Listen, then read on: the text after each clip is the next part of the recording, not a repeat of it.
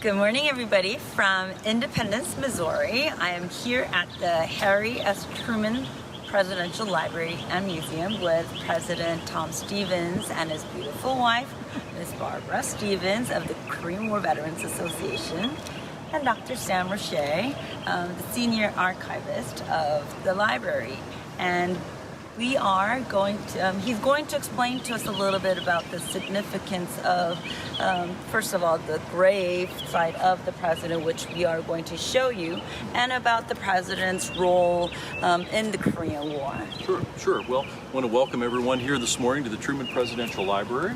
The Harry S. Truman Library was established in 1957, over 60 years ago. And it's the place where Harry Truman put his papers and his memorabilia relating to his great decisions. And one of the greatest decisions was his decision to authorize the use of American forces to defend South Korea after North Korea invaded in June of 1950. And Mr. and Mrs. Truman are buried here in our courtyard. Mrs. Truman on the left side, Harry Truman on the right. Harry Truman always regarded the authorization of troops in Korea as his most difficult decision, but also one of his most important ones, certainly, because he wanted to defend the freedom of the South Korean people, and he also saw the war as a test of the United Nations, the new United Nations, which had been established in 1945, and he saw the United Nations as a force for peace, and as a way to resist aggression. And he had a great belief in the United Nations, and so he insisted that the United States forces be under the command of the United Nations. The war began in June of 1950, and it went on even past the Truman administration until an armistice was signed by Truman's successor, Dwight Eisenhower, in July of 1953.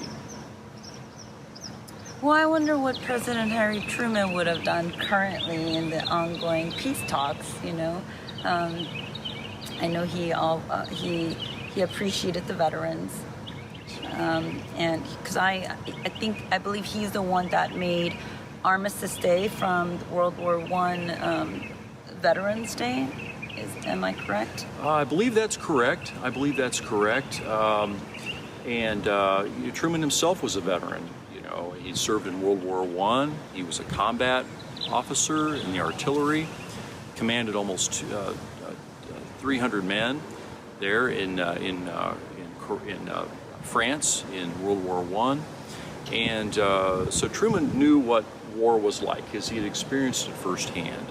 And so that's what made his decision about Korea even more challenging, because he understood what this meant for the families of these young men and women that were sent into harm's way in Korea. He had a unique appreciation for the experience of the veteran, because he himself had been a veteran. He was the only president, U.S. president, to have served in combat in World War I. And so he had a really unique appreciation for that. And I remember reading that the most difficult decision as Commander-in-Chief is to send our men, young men and women, to war, but when they receive them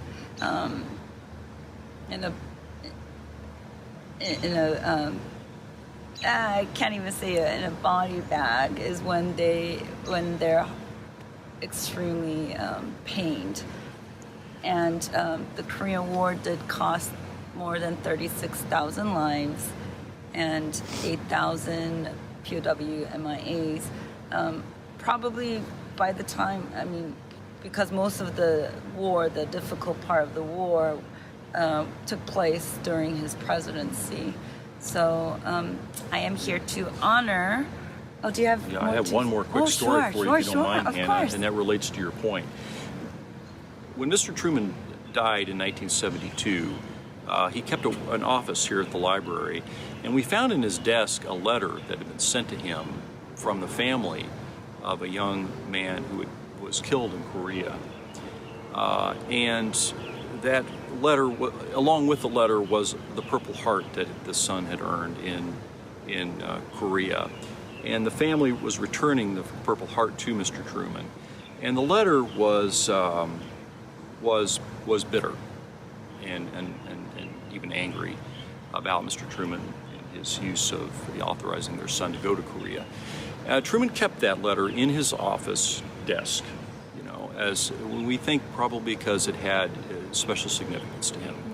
So it's a sad story. But in the end, you know, Truman always tried to do what he felt was right for America, for the United States, the best interest of the United States, and the best interest of advancing peace around the world. Well, that is why, although he's not a Korean War veteran, since I am pinning this beautiful heart lapel pin on the hearts of the Korean War veterans, it's okay. And I would like to present it. I mean, I would like to lay it to his on his grave as well as these flowers. They're very patriotic. I will give one each so that we can lay it. And just observe a moment of silence. So everybody, if you can join us in thanking and honoring our 33rd President of the United States, who have done so much for our country during a very critical period in our history. So I'm gonna lay the pin right here, and I guess President.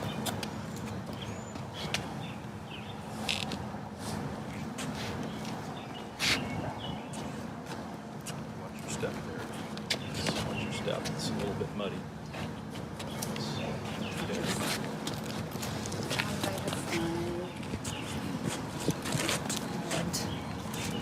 Safety, but yes, shall we just observe a moment of silence?